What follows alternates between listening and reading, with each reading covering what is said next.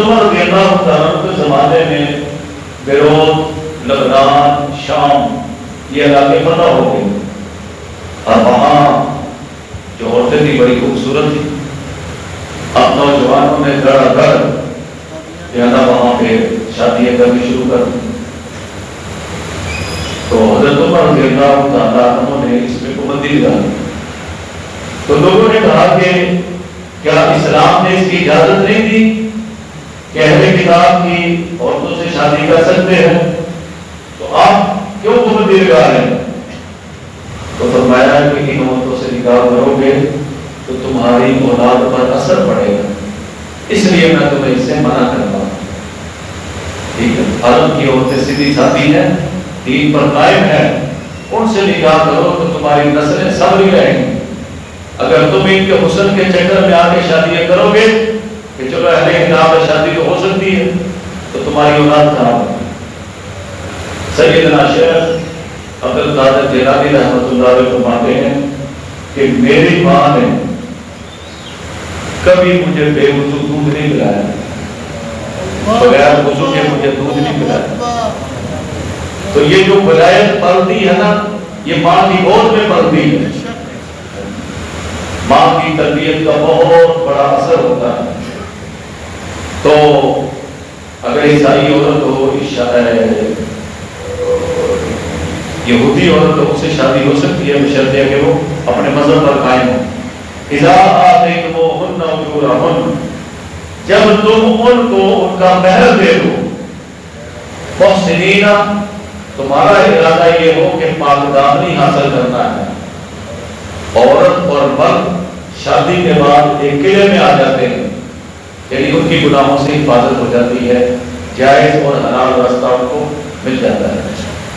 غیر مسافرین، تمہارا مقصد بستیاں نکالنا نہ ہو کہ بستے نکالے چلو تو ادھر جا میں ادھر جا، بلا متقدی اقدام، اور پوشیدہ خفیہ ارادے لگانا بھی مقصد نہ ہو.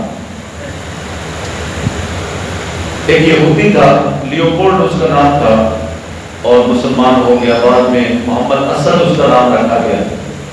اس نے بڑی کتابیں لکھی. ایک کتاب کا نام ہے روڈ ٹو مکہ، مکہ کی طرف راستہ. محمد اسد کہتا ہے میں ایک بدو سے متاثر ہوا. یاد رکھیں، مسلمان عیسائی یہودی کی لڑکی دے سکتا ہے، دے نہیں سکتا. اپنی لڑکی کی شادی کسی عیسائی سے یہودی سے نہیں کر سکتا، اس کی لڑکی لے سکتا. تو لیوپولڈ کہتا ہے میری ایک بدو سے ملاقات ہوئی، آپ بیٹھے کھانا کھایا، بدو نے بے تکلفی سے مجھے کھانا کھلایا.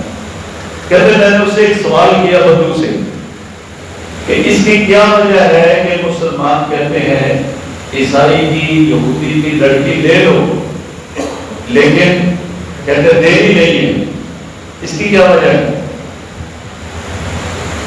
تو بدو نے جواب دیا کہ بات یہ ہے کہ مسلمان تمام انبیاء کا احترام کرتے ہیں، آدم علیہ السلام سے لے کر محمد رسول اللہ صلی اللہ علیہ وسلم سب کا احترام کرتے ہیں.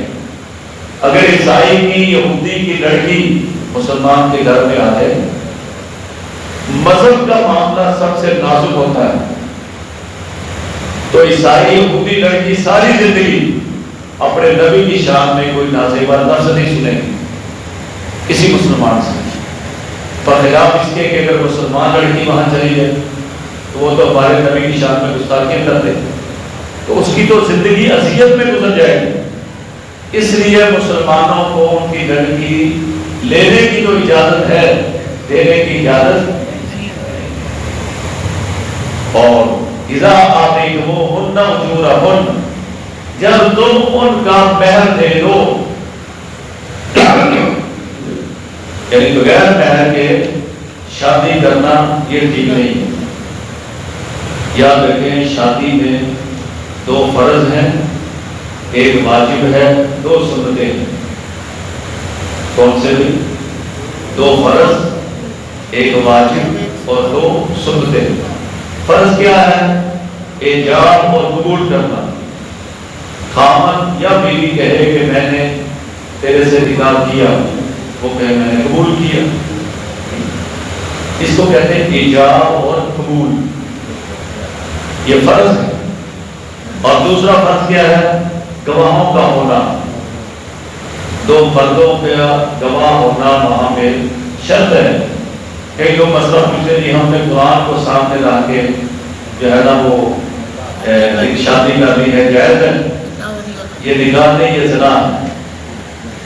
ایک آدمی نے میرے سے مسئلہ پوچھا کہ جناب ہم نے قرآن کو سامنے رکھ کے ایک دوسرے کو قبول کر لیا ہے تو گواہ ہم بعد میں بنا لیں گے، ٹھیک ہے؟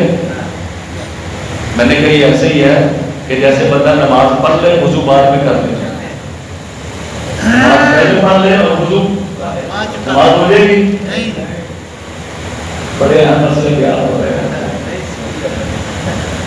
سمجھا رہی بھی؟ تو پہلا فرض کیا ہے؟ ایجاب و قبول۔ دوسرا فرض کیا ہے؟ گواہوں کا ہونا۔ یہ بھی یاد رکھیں کہ فون پہ نکاح نہیں ہو سکتا، فون پہ طلاق ہو جاتی ہے، نکاح نہیں ہوتا، کیونکہ نکاح میں یہ شرط ہے کہ گواہ ہو۔ فون کی گواہی نہ عدالت مانتی ہے نہ شریعت مانتی ہے۔ تو اب اس کا طریقہ کیا ہے؟ ایک آدمی چاہتا ہے کہ میں جب پاکستان میں شادی کر لوں، خود انگلینڈ میں ہے تو فون پہ نکاح نہیں ہوتا، تو اب کیا کریں؟ اس کا طریقہ یہ ہے کہ وہ پاکستان میں کسی کو اپنا وکیل بنا دے، پاکستان میں کسی کو اپنا وکیل بنا دے جو اس کی طرف سے قبول کر لے کہ میں اپنے موکل کی طرف سے اس کو جو ہے اس کے نکاح میں قبول کرتا ہوں، پھر نکاح ٹھیک ہے۔ اگر وہ خود وہاں سے جا کر قبول کرے یہ ٹھیک نہیں ہے، ویڈیو کال پہ ٹھیک نہیں، ویڈیو کال ہو یا ٹیلی فون ہو، دونوں میں ایجاب و قبول نہیں ہوگا۔ صرف یہ صورت ہے کہ وہ وکیل بنا دے۔ اچھا تو دو فرض ہیں، یہاں تو میرے خیال سارے شادی شدہ بیٹھے اور اتر شادی ہو گئی۔ فرض کتنے؟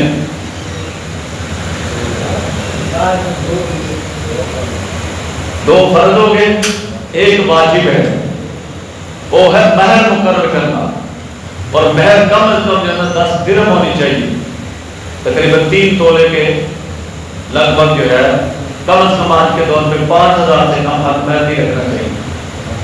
یہ بھی یاد رکھیں کہ اگر کسی نے شادی کر لی اور حق مہر کا ذکر نہیں آیا، اب کیا کریں؟ حق مہر یاد ہی نہیں رہا، بابا جی کو خوشی اتنی تھی، اب کیا کریں؟ تو یاد رکھیں بھائی، اس میں پھر اسے مہر مثل دینا پڑے گا۔ وہ جو لڑکی ہے اس خاندان میں اس عمر کی لڑکیاں، اس جیسے حسن و جمال والی لڑکی کا خانہ میں یا ماموں میں ہوتی ہے نا کزنیں، ان کا جو حق مہر مقرر ہوا تھا اتنا حق مہر اس کو دینا پڑے گا جس کا حق مہر مقرر نہیں کیا گیا۔ اس کو کہتے ہیں مہر مثل، مہر مثل۔ تو دو فرض بھی ہو گئے اور ایک واجب ہو گیا، دو سنتیں ہیں۔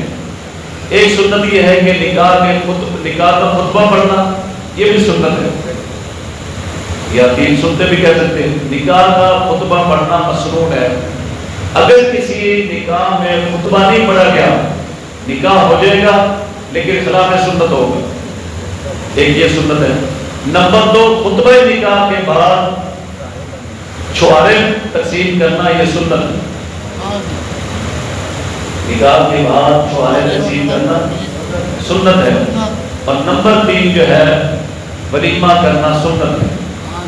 تو 2 فرض، ایک واجب اور 3 سنتیں یاد رہے گی۔ ایک آدمی مجھے کہہ رہا تھا کہ میں نے نا وہ بہنوں کو ہمارے رشتہ داروں نے مہندی پر نہیں بلایا تھا، وہ ہم سے ناراض ہو گئے، تو بتایا شریعت کیا کہتی ہے؟ مہندی پہ نہیں بلایا تھا تو وہ کیا ہو گئی ہے؟ ناراض ہو گئی ہے۔ آپ ہمیں بتائیں شریعت کیا کہتی ہے؟ میں نے کہا شریعت میں دیکھو 2 فرض ہیں، ایک واجب ہے، 3 چلو سنتیں ہیں، اور مہندی نہ سنت ہے نہ واجب ہے نہ فرض ہے۔ اب اس پہ نہیں بلایا تو شریر اس پہ کوئی حکم نہیں لگاتی. تو فرمایا کہ اذا آتیتموہن اجورہن، جب تم ان کے مہر ادا کر دو، محسنین، اور شادی کرنے کا مقصد کیا ہو؟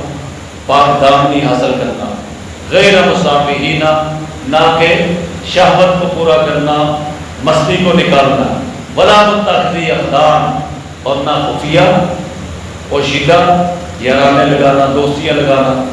ومن یکفر بالایمان، اور جو شخص انکار کر دے ایمان کا، کلمہ پڑھا پھر کفر کر لیا، فقد حبط عملہ، اس کے عمل جو ہے ضائع چلے جاتے ہیں. آدمی مومن تھا، کلمہ کفر کہہ دیا تو سارے عمل کیا ہو گئے؟ ختم ہو گئے.